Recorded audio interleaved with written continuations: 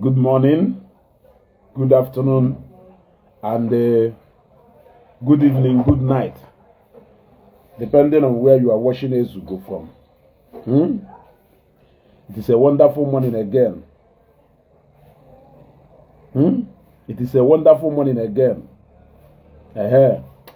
Caption ndelu aboguju na anya.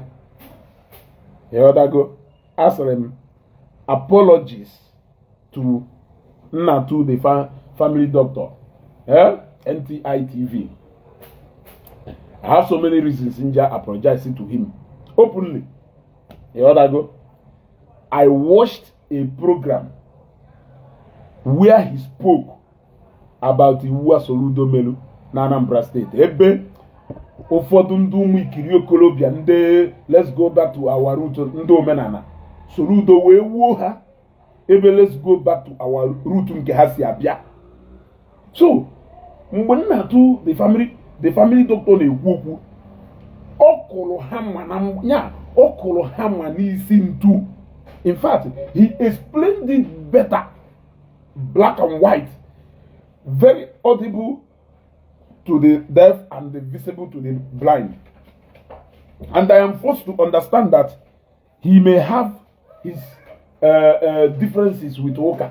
He may have his stand about any religion or belief. But I think that somehow, I will somewhere be I connected. What I go, if I name any who I what I go, always somewhere if I connected. If I name any who I because it seems like that my opinion with him is more like the same, only a slight difference. So I think after watching that wonderful program and the speech on na page waja, I am forced to first of all apologize to him because I know that a lot of them will never believe it. A lot of them will never believe it because no believe Grace Favor, I greet you. Mike Obi, I greet you. Now, Kerife with the challenge. Onye Jeremiah Zomta, I greet you. Kerife with the challenge. The challenge wuna Soludo Bagotalo. We decide there to make a law that is going to checkmate the activities of the native doctors. Checkmate the excess way people go kite, making our youth to be lazy, driving our people into various crimes, all in the name of Naham Welogo for protection. It is a wonderful step. A very shade, I greet you.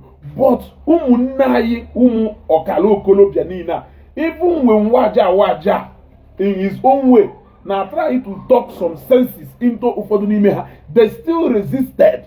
Because I will go waja yes sieba hono potawa. Echi momenana, jeme womenana, sieba handa no potawa. Because nanda ne megu. Sometimes you may have a wonderful idea about what is happening, but these people are dragging you far deeper into what I know you don't believe in. You can't just use because now you share the same idea with them. Do you know their intentions of getting into such thing? Do you know the intention behind their agitations? Do you know? So sometimes, if my intention with you is not the same, if I found out that your intention is different from my intention in a particular matter where we hold the same opinion, I will withdraw myself. Because although your intention is a bad one, if I help you to win that battle, it will go for a bad purposes. So I will also be held responsible for your action because I supported you to achieve that particular thing. So I would rather choose to achieve that through my own way because my own intention is well defined. So even if it is wrong, I will take full responsibility of it solely. So that is why in Jagba, waja. Putawe benda no ho fife ka gona nda na ekwu. Gona nda na ekwu fife mana ho fife ko no na achu. Ife nda na achu do very different from what you believe in. E what go? But unu nwere ike na use the same means and approach. But if unu na achu do very different, and if you eventually help them to actualize this, which is highly impossible, whatever thing they commit because of the success of that thing, you will also be held responsible for that. Having said that, okay, at that dish, at that pounds and dollars, you can now zoom out of this page. If you menal, what I want you to go, go no, fellow mish. If you mish, Soludo balloon ebunu nebe on a map on Facebook. Yeah. Can you get that? I saw Kelafan Castle or Seno Biamutibo. That guy, I don't know. Sometimes so only if Maya de on Facebook. Only for if ya will go to know if I won't be so proud to come to Facebook and be voicing such thing out. But Father May also if better Soludo Juwe ban the native doctors because they are running away from it. That's why oath will have into office. Now man when mgbe ya woluo or wuruzi onye cheba into public office or we you back to show you that this guy is in more direction. I told you that their intentions was strictly against the church. They want to suppress the church. They want to take down the voice of the church so that their evils can travel, their evils can grow wider. Now, what I want you to learn from NTI TV Soludo.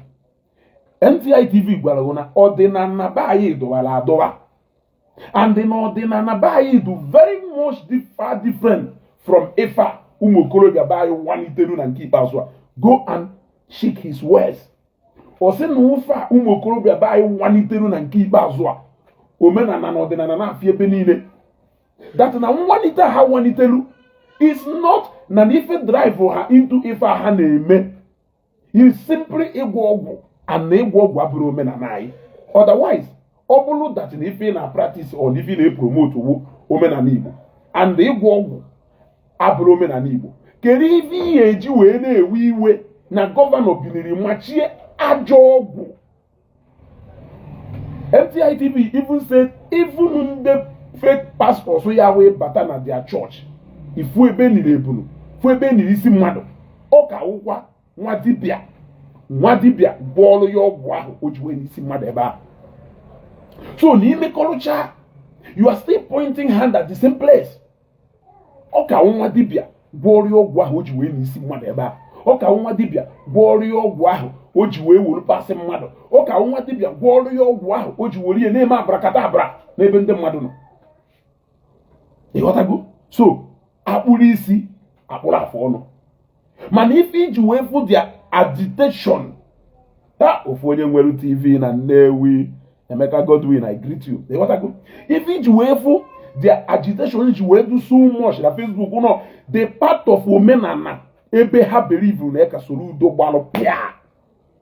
Yes, according to Ezeloma, NTI TV, he said.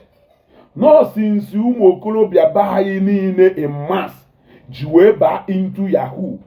However, say into Yahoo, we show our ways, how ye jiwe sustain if I hana no, omenana we poor, omenana we wapohala, omenana we wapohala, agwa mona, bala feloke, or wala.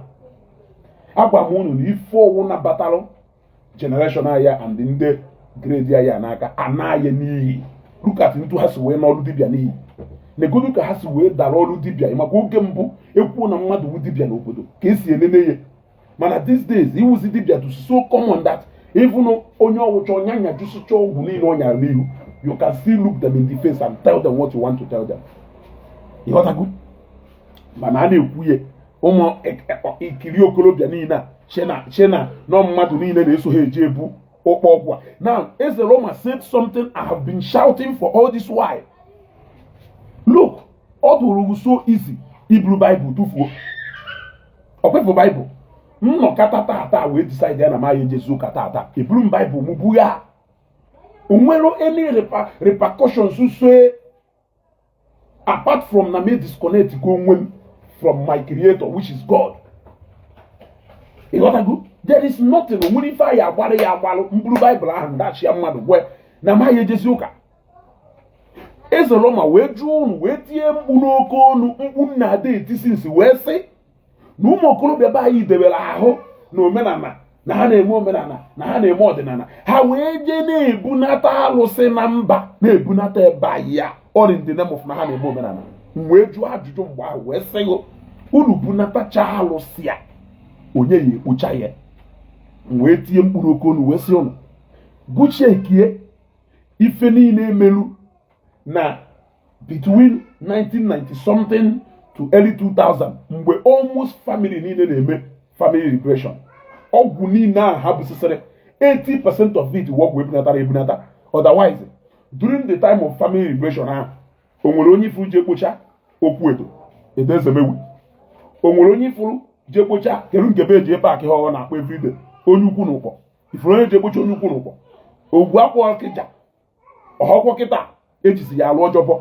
Ogwu akwụ ọkịja ifuru onye je kpocha mgbe ahụ kpọọ a lot of ụmụ alụsị ọmaliko abatete kedu afa alụsị nke adọ na agụrụ alụsị ọwụ obodo gbakọrọ aka nwelu mmadụ one ka ịfụrụ je kpocha ya. Ịchọgozi ịdọbata mmụọ alụsị ahụ bewu ịdọbatakwa ịchọgozie ibupụkwa ochigakwa ebe ọ nọ n'iwu ahụ nọ ya alụ n'obiri bewu. Ịghọtago? Mana na ife ụmụ okorobịa ebe anyị na-eme kịta owo ji eme ikwugharị ọnụ Jizọs na Facebook ha achọghị ahụ because na ha chọrọ ime ọdịnala or omenala by as they are pretending and claiming, but because of ụkọ ọgwụ generation anyị nọ na-eketa na-agwọ ụkọ ọgwụ ọjọọ.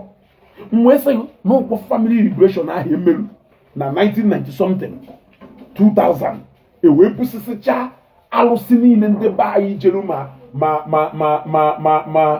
Calabar ma Ishan ma Togo ma India ma Benin kpọrọ afa ha jebunatacha alụsị niile ewee busisia majority of alụsị niile ahụ generation anyị ya wee bukọnyọbakwa again.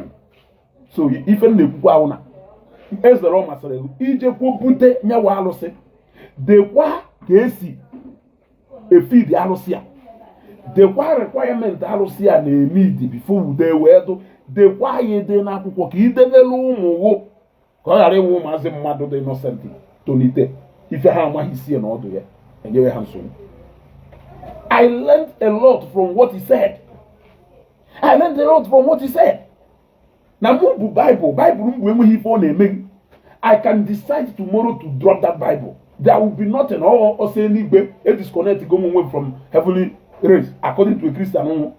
But na alụsị Edo steeti ije bunata iwe nwụọ ụmụ gị wee gara ewe worie na-alụ ọjọbọ dị iche iche.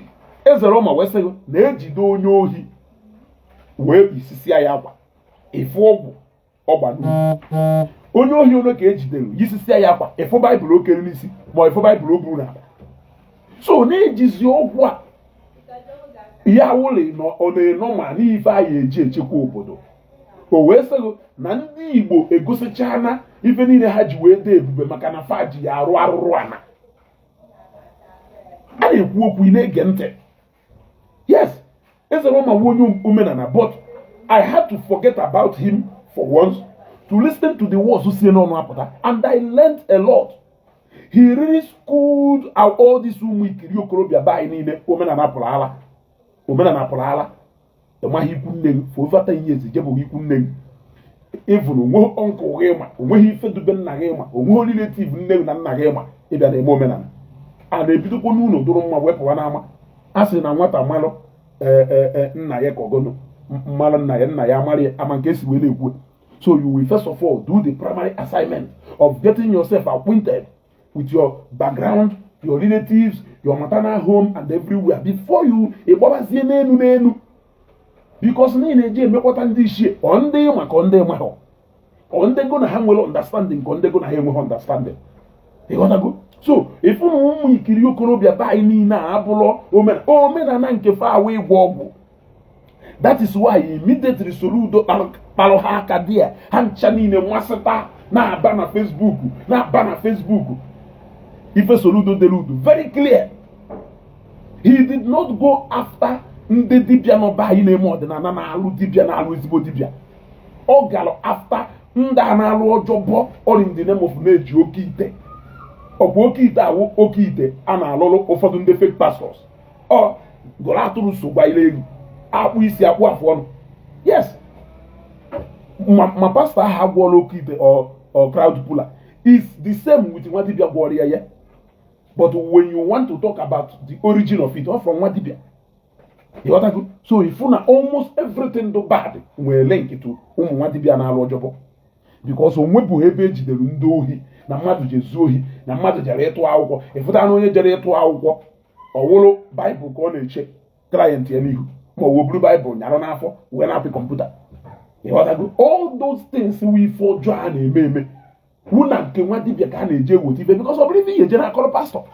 Ijekwu pastọ ma ọ ụkọchukwu ekwu ụkọchukwu na ịchọrọ ije ohi biko nya kpere gị ekpere ije ohi ka ị nata ka a ghara ijide gị. Ma ọ ijekwu ụkọchukwu gị si ya na onwe client gị onye Australia na ịchọrọ ka o mee ego jide ma ọ ijekwu ụkọchukwu gị gwa na ịlaikịrị Emeka biko nya ka ego na Emeka ka ego na Emeka. Ma ọ ijekwu ụkọchukwu gị si ya na ịchọrọ igbu Emeka nya biko nya gbuoro ya Emeka. Ma ọ ijekwu ụkọchukwu isi ya na ịchọrọ ikpe ekpere ka a chụọ Maria na di. Ma ọ ijekwu ụkọchukwu isi ya na ịchọrọ ikpe ekpere ka nwa Emeka ghara ịnụ di. All those ajọ ife niile a na-eme gbaịlụ ọkpa na ndị dibịa arụrụ a na-enwelu be anyị. So iwụrụ onye do against ife Soludo kwuru ihe ezigbo mmadụ agbara m ụlọ ya afọ ha na m ka omenala asị wee pụọ n'ala ọ na-afị ebe niile ndị omenala ọ na-afị ebe niile mmalụ n'ọkwọ efu unu na-eje agwọkọsị were arụ ife unu na-alụ mmanụ nya na-acha akị unu Soludo ewuogo unu mapụta. Shout out to the governor of Anambra State and my respect to NTI TV Natu the family doctor. He really explained it in the best way you can understand. He really, let me even show you people a bit so that you can understand. Because I know we also if drive ụmụ okorobịa bayi omenala ji wee pụhala na nke ikpeazụ awụ. Their constant appetite iji ọgwụ wee mee ife ọjọọ.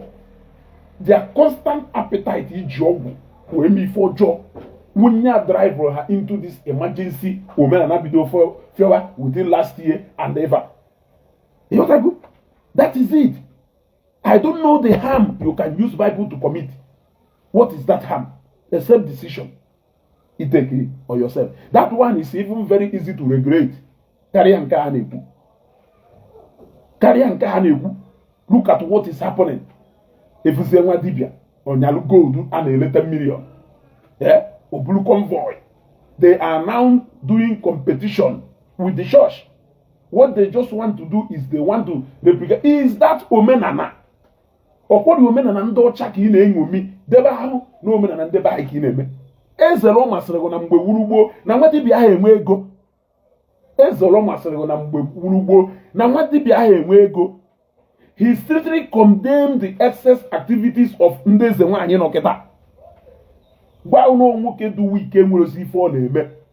Nwunye ya wee were ọgwụ wee dochie ya anya o wee du wike na mmụọ. Nwunye ya nọchizie si na ọ na-eme eze nwaanyị. ma ndị na-edine ya edine ma ndị na-emetụ ya aka ma ndị na-eme ife a na-ebizi ego na-ebunata n'ụlọ ewee were ewee bịachie nwoke ọnụ nwoke emechizi ọnụ sukere ala kwuo na nwunye ewe eze nwaanyị ka ọ na-alụ onye omenala ibe nwe gwarụ gị. Remember those days ọnwụ na nna akpọ ndị na-eme omenala n'ala Igbo na-eprichie na-akụzie in a decent way. Emego m vidio ahụ ugboro ole ana m akpọ Natu, but o nwere vidio o mechara one day nwere very disappointed na that video o mere. It gave me a wrong impression about him, but I think that doubt is more like he created now because he really schooled them and he supported Governor Soludo 100%. Not support ya n'ife ọ na-eme because na alụ karịrị akarị by and the trace ha ncha niile you must trace it to ofu akataka nwa dibịa nwanne n'ọsọ nwe ofu akaraka dibịa nwanne n'ọsọ nwe ọgwụ niile a ha dọkọsịrị eze Roma gwarago na ije na-arụsị be ha o nwere arụsị ọkpọ na Ọkịja sị na iruo na-arụsị ahụ na ịbata na-arụsị ahụ na onwe ha ebe ya afụ ọgwụ efiolu debe ya afụ ebe kechiri mmadụ ya afụ ebe akụchiri mmadụ ọ sịrị na ya afụ ya na ife ya afụ ụwa arụsị na ife arụsị ji eje ọgụ ịpụta ebe ahụ ikpe ekpele that it is a place of prayer. Ịpụta ebe ahụ ikpe ekpele kpesara arụsị ahụ ekpele onwe ife arụsị ahụ emeruo omeluwu na nke ọgbara ọfụla ya wee je bukọsịrị arụsị adọwa a na-ekezi ọdọ ọgwụ these days ịbata okwu abụ nwa dibịa ya afọ ebe isi wee wayo ọkpa wee gị ije adọwa ite adọwa ibobi isi atụ edewe obere ebumegbuo onwe ya edewe crowd puller edewe ọchị awụ ụtọ ekechicha ha ncha dọwa ha na-alụcha ma hall ebe a na-adọwa ụkọ ọgwụ ọjọọ a na-agbụrụ ndị mmadụ ma eje ana isi ije ịghọtago etu a ka okwu arụsị ndị nwa dibịa na-adụ mgbe wurugbo onwe isi da na-eje jụọ ese gbaa afa eje jụọ ese gbachaa afa agwụ na ife unu ya eme onwere ife dụ ka fishi o wee mee ihe ka i wee mara na ịgwọ ọgwụ abụrụ omenala ndị Igbo ka i wee mara ya mara what you people are defending on Facebook wee gwọ ọgwụ mana ọ na-amara mana ife Soludo meru jos bọọ unu ike ndị mmadụ wee fụ unu wee fụ ife unu believe na ya dago because ọnwụ n'iwu ezigbote onye omenala Igbo agwago m unu you shouldn't be worried more about what is happening in the Christendom where you don't believe, where you don't belong. You should be worried about those people who are messing up that thing you hold there to your heart. And I'm going to explain it better more so that you can understand. The best way to explain it so that you can understand is by telling you that you don't really have much business. You can, yes, try to caution, but you can be more bothered about people who may be them than people who are in your house. You should be more worried about your house because now I don't know. But what you people are doing is that no matter the kind of rubbish I make all in the name of omenala, you don't care for as long as I have to church. You won't What is your business? What is your business? What is your business? I am not stopping you from Esra Church, but what baffles me is the way Olusia ignore. That's omenana, you and ordinary you there to your heart. You should be concerned that some people are giving it a bad name, and that is why people are running away from it. These days, when you talk about omenana or ordinana, shouldn't you be concerned with clearing that doubt from people so that people will know that no, ordinana or omenana is not all about this? How are you going to achieve that? By helping to get rid of those bad elements that are chasing people away from going to where you are directing them from. Don't look about church. Church is an institution, just like into Ezeroma Siweko. Ezeroma Walogo. Na mwendo kabialo baye, na ndo kabialo wito onyinye. Bia wito ifoma. Na ahori abago, instead of haye henye udogo yelu, henye paracetamol. Engo paracetamol ahe, dumma. Nde baye webido seba, na ifa mwapuru mwa. Na ifa nda wutala haye mwapuru mwa do easy.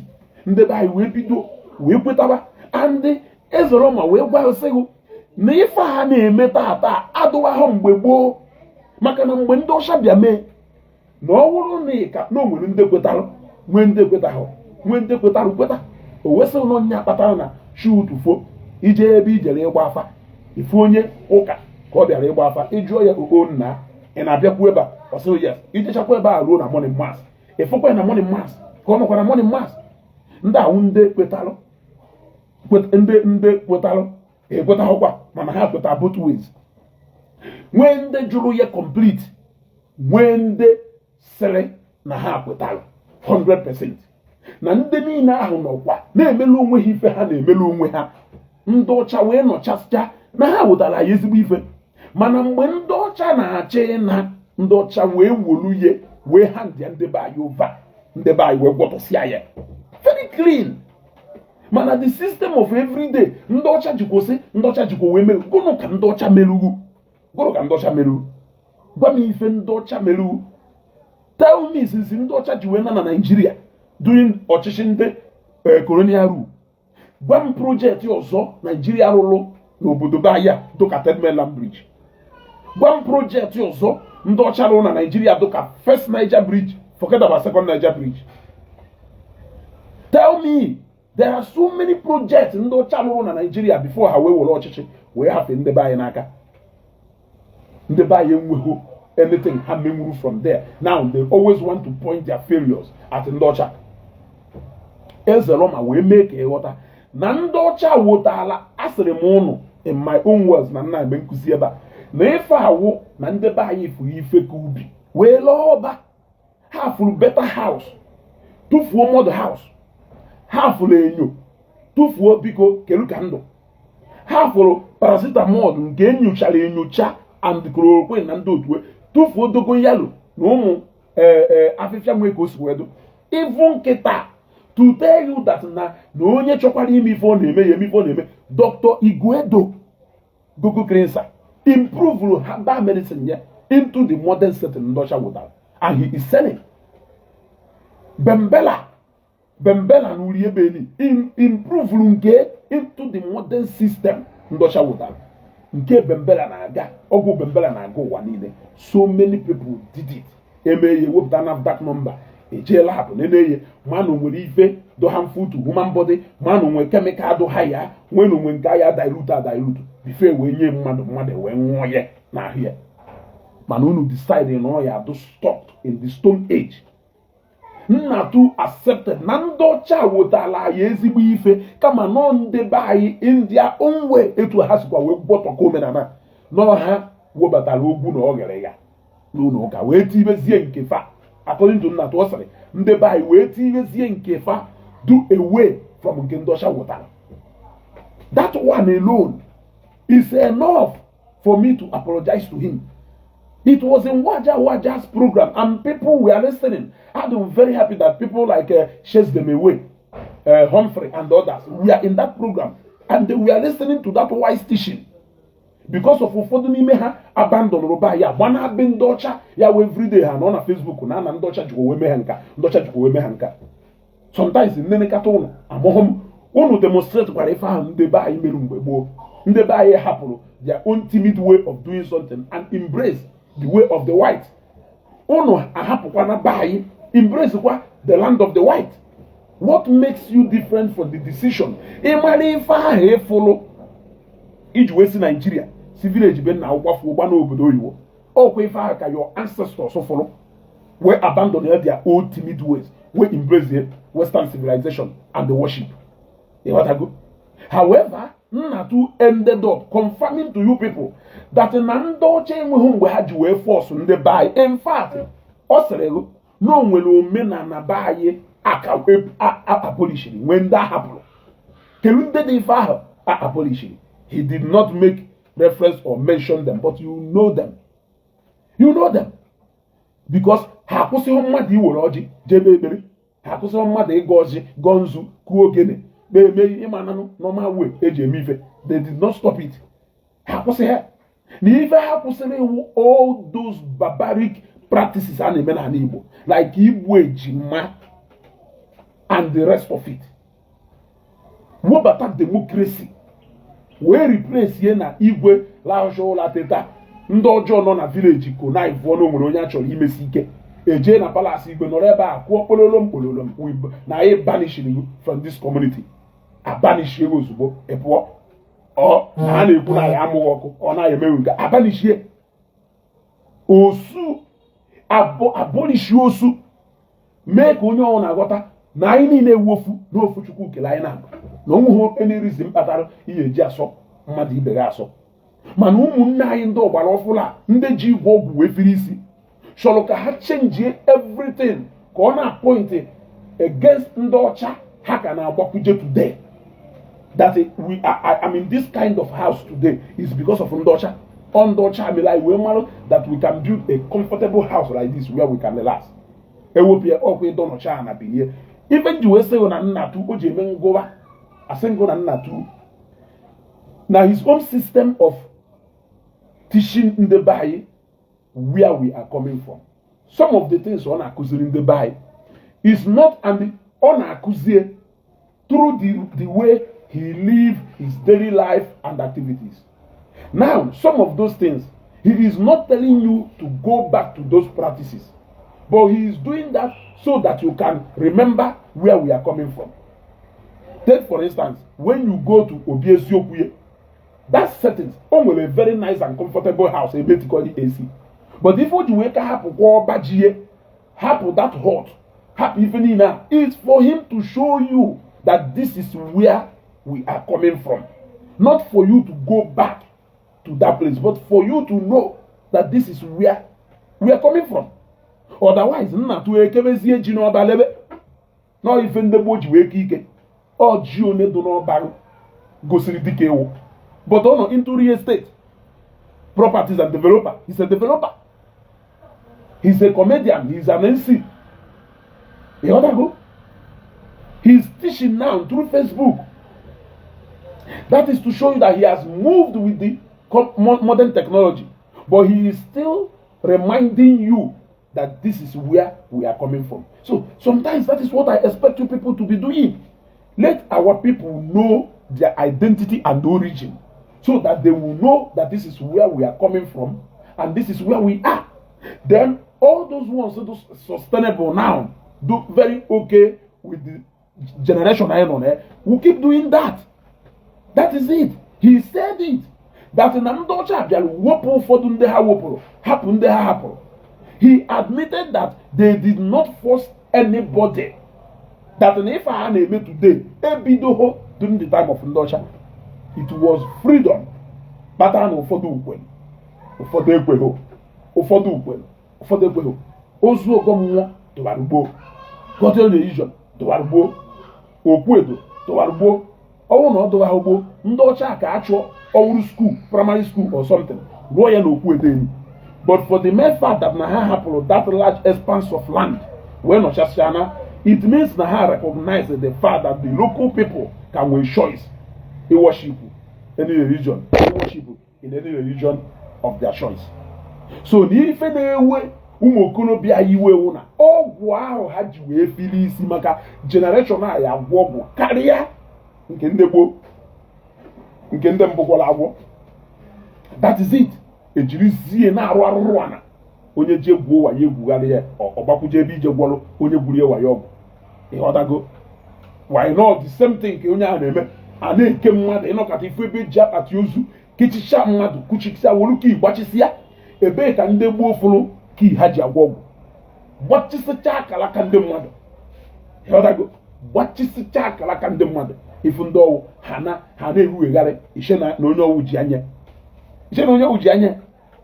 So what I don't understand is the constant testing of this generation. I ide me for job.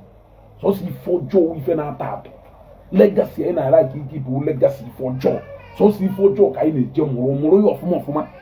Je nene 80% of nda. Omenala jigo so omenala jiwes. On the name ajife. On the name legal business. Je nene ha ma gwa ko we client ndị nwa dibia niile a na-anyagharị moto 80% of their client ndị na-egwu wayo. Kedu ife na-agwa 80% of their client ndị na-eme ife ọjọọ. Kele ọgwụ mmeji ịgwọ 5 million gwọ ya.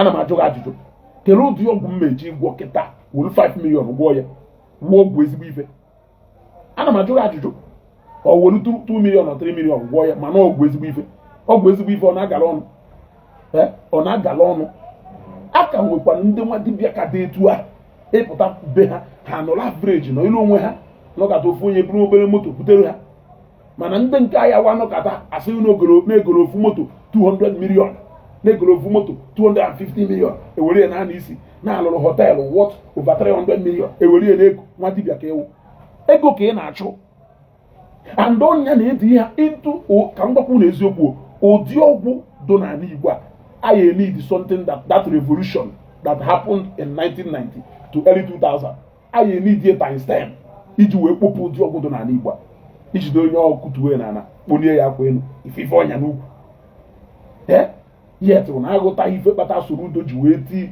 priority. He only mentioned ndị pastors where he said a place of worship ka ọ ya wọwụrụ na n'ijikwo ụka a place of worship nwa dibịa a place of worship ka ọ ya wọwụrụ na ewukwo pastor wee wuru chọọchị ọ na-alụ ọjọbọ ka ị marakwa na akpụrụ isi akpụrụ afọ ọnụ mana ife na-enweghị iwe ewu na-emenshonụrụ oke ite over emphasize ya on ndị dibịa because they commit more evil that is physical and practical. They commit more evil melu na anyị na ebe anyị nọ today na Igbo.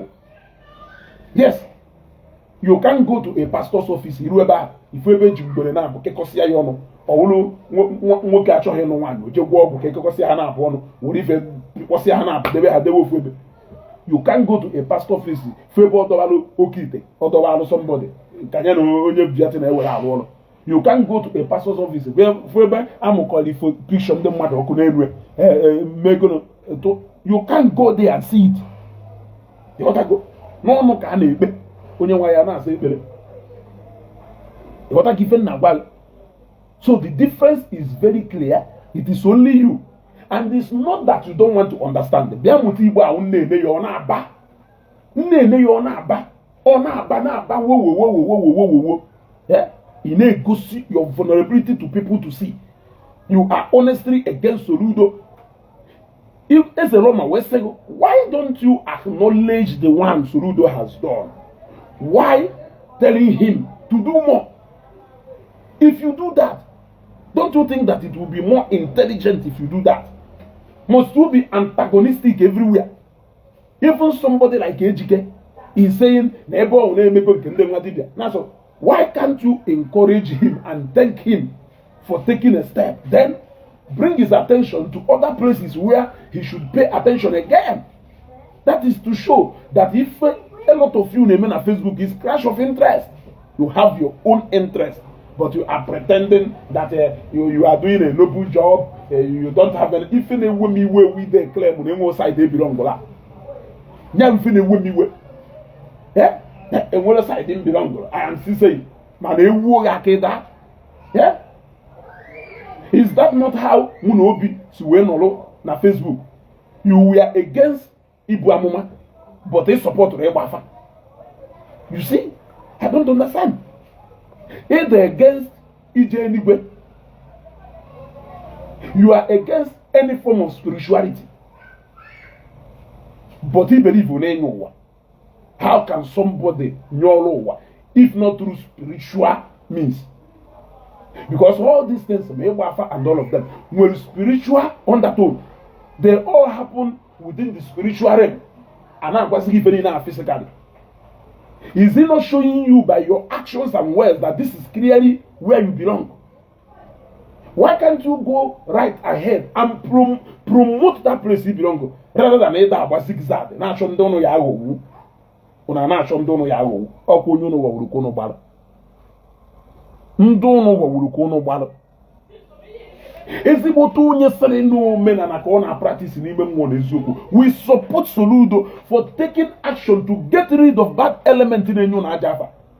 An average person keta ego maka ije mo ọdịnala. Oche na ije gwọ ọgwụ kechi ọgwụ. You should be happy that Soludo is helping you people to sanitize your house so that people can find your house attractive enough to come to that side. But it's sure because that part of your against is the part where your omenala ends.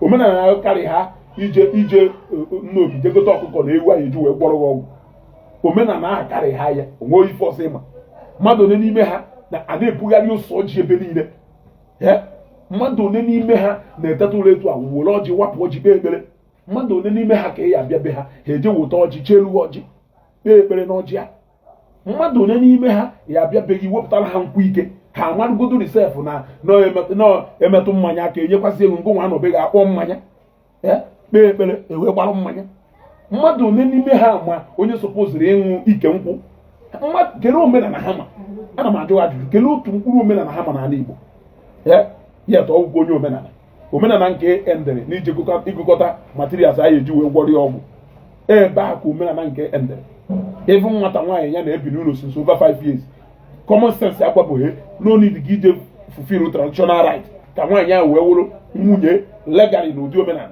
hapụzie maka ime chọọchị wede omenala nke ya akụzibụ onye ya ọ ka na-erikwara ngịda ya tọọ onye omenala amụọ nna ha mụkwụ na ezigbote onye ọdịnala na-eze alụ maka na o nwere ụfọdụ ife ihe eme anaitiwuo onye ọnwụna wee ezigbote onye omenala na-eze alụ maka o nwere ụfọdụ ife ihe eme a na-etiwuo andọnya ka m ji wee kwuo okwu maka ọfọ ha ji arụ arụrụ ana niile ha na-alụ ọ bụrụ ọfọ dị n'omenala Igbo ọfọ ha ji nkịrịkọ arụsị niile a agbaghị ụdị arụsị anọkọta asị na nke awụ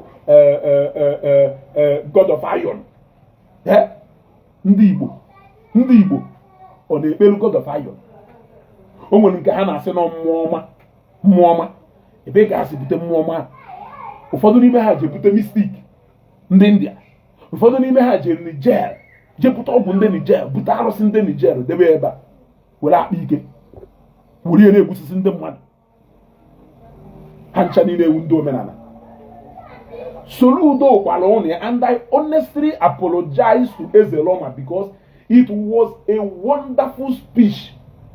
He summarized all the messages I have been giving on Facebook and gave it out in less than 10 minutes. Na program Waja.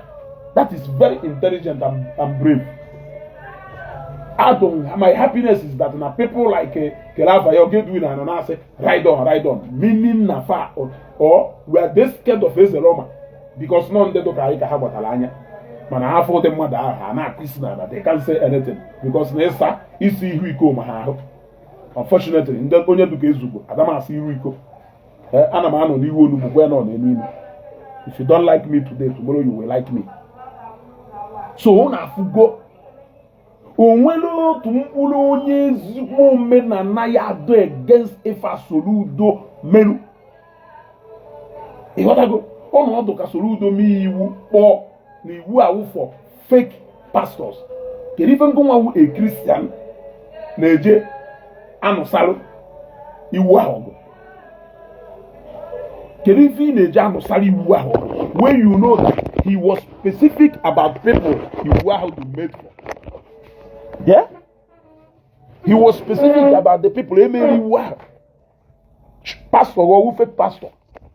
Ngụnwa pastor na-aba mba, are you a fake pastor? Ọ kpọrọ afa ndị ọ na-achụ ọngụ mazụna na that services ka ị na-eje enjoy ka that practice we feel likely because afọm ife a eji adreesị ndị ohi onye ahụ onye ohi a na-ewe iwe afọm ife a eji adreesị ndị na-egbu mmadụ onye ahụ egbu mmadụ a na-ewe iwe afọm ife a eji adreesị ndị na-enye nsi onye ahụ enye nsi a na-ewe iwe.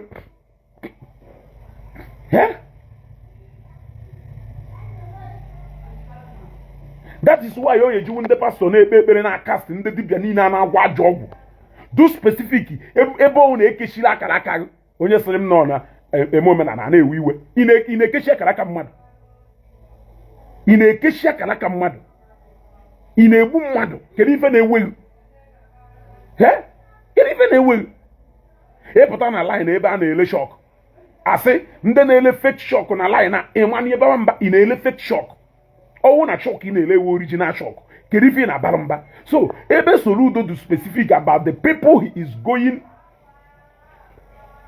is confronting kedu ife na-agbaghalịlị ụna na-enyegharị mkpọtụ ndị na-aṅụ iyi iyi niile ụnụ nwụtara gụnụ umelu iyi niile ụnụ na-aṅụ na anụ Igbo a gụnụ umelu iche na ụmụ ndị na-abịa ka ọtụtụ were oge unu wee n'isi they will give you the option nke ị chọrọ use. Ndị ka believe kwa na omenala ọdịnala na-ejikwa ọfọ were aṅụ iyi. Ọfọ ụmụnna gị mmadụ one ka ọ kwuo n'alụ ọfọ agwụ tọkọcha n'alụ. Iche na family ga-enwe ọfọ, ụmụnna gị onwe ha ọfọ, obi na onwe ha ọfọ, igwu na ọfọ anọghị na palace ya. Ọfọ niile ahụ mmadụ one ka ọfọ ahụ tiwugolu. Ana m ajụ gị ajụjụ ebe ụnụ ụmụ ife oge ọ nọ na n'ihi ụnụ apụta na Facebook na bịa mụta Igbo na-aba ọ na-aba ha ncha niile a na-aba. Some of them aghọtaghị dị ife ha na-ekwu. They don't even understand. You know that you are preaching to protect ndị nwa dibịa because niile eji agwọ ọgwụ. But ị nọrọkwa n'obodo oyibo na-agwa anyị na spirituality ya da work because you don't like the church spirituality. Why can't you be specific to say na ebele ada alụ ọlụ? Sorry. Why can't you be specific to say na ekpele ada alụ ọlụ? Anyị amalụ na iberivo na ekpele mana iberivo n'ọgwụ. Ekpele ada alụ ọlụ. Anyị ama na iberivo na ekpele mana iberivo n'ọgwụ. Anyị nwa gwakwa na ekpele na alụ ọlụ na iberivo na ekpele na iberivo n'ọgwụ. Mana ụnụ nọ n'obodo oyibo na na-edisivu show ụnụ. Agwa m ụnụ na ọgwụ niile adọ na nke ndị nwa dibịa. Ite niile adọ na nke ndị nwa dibịa. Ike eye ụzọ ịtọ 2.5 ndị n'obodo oyibo onwe. Ịgba ya dọrọ ọdọwa.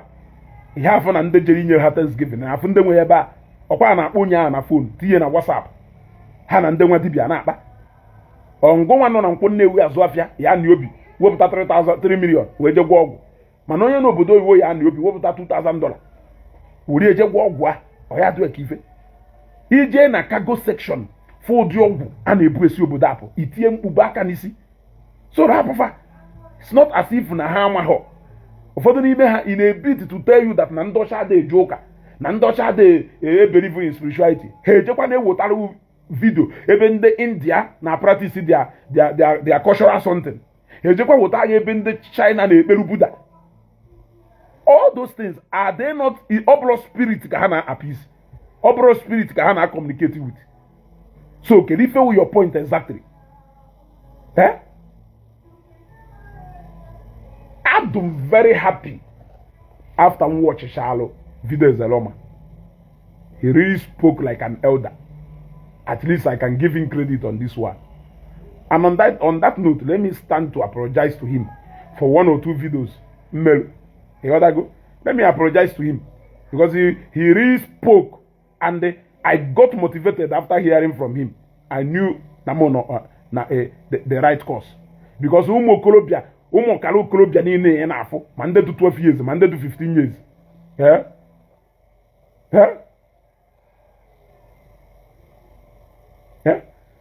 Ije ebe ahụ ị na-afụ gasịfa ma nke 14 years ma nke 17 years na-agụghị iyi na igwe okwu omenala na onye ma omenala ị ya azụta dana wee zọwa ute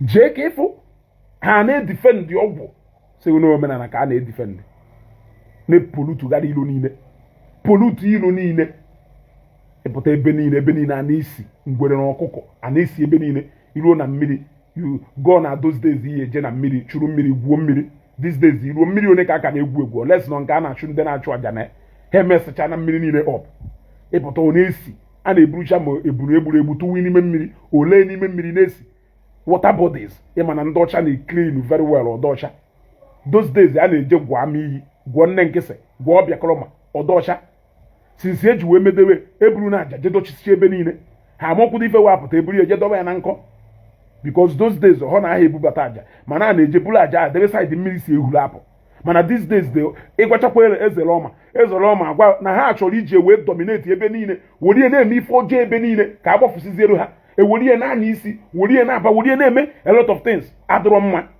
no support Governor Soludo and I support him 100%.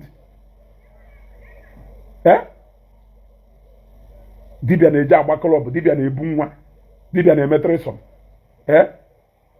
Dibia na ya eje oge ọnọ na browser ọ na-achọ expensive motor ọ ya ego na-alụ họteelụ na-alụ real estate ọha ego ka a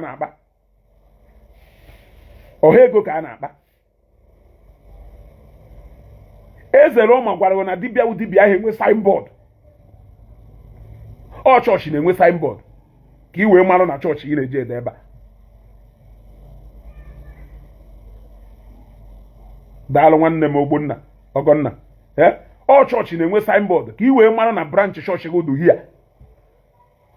Ọ sịghị na dibịa ahụ enwe signboard na dibịa wee onye ọrụ ụlọ ọrụ ya eje gwa ndị ọzọ na nke alụrụ ya ewu ọkụrụ onye ahụ ewee bịaba. These days dibịa na-emezi advert, dibịa na-eme promotion, dibịa na-eji akwụ content creators ụgwọ ka ha gbaa saga ka ndị mmadụ wee mara onye ọwụ. Ese na ọ nọ n'alụ dibịa, ndị dibịa arụrụ ana. This is just the beginning. Ọ na-afụ bụ ụdị ife unu niile ya emecha je gbakọrọ ana n'Enugu gbara ana n'Ebonyi steeti rụọ okwu agwụ na ebe a na-abịarute zu na-abịarute ọ karịghị etu a very soon. Ịghọtago aka na-ebido over 50 to 100 vehicles aha shepụtara ọ wee egwuregwu ka shepụtara ya ka e wee gwuo ọrụ ka ọ ya aba na ya. Agwara m ụnụ na ka Okija shrine escapelu Chris Ngige na Okija shrine ahụ ụfọdụ ndị nwa dibịa we come a government they cannot escape, and Soludo bịara through making laws, so it is left for the neighborhood or the people to enforce that law, because government cannot know the activities of these people. It is left for you. If ebe menu nke nwe ka o si wee do eze lọma gwakwa no nwere alụsị Natu no nwere alụsị do na Okija be ha ọkpọrọ afọ ebe a na ebe a na ya fụ ozu mmadụ na ya fifa dọwara ebe a. That is to show you na majority of ndị Okija adịghị happy with arụrụ a na-alụ n'ugwu akpụ ha na-alụsi kịta. But what I don't know is why they cannot stand up against those people.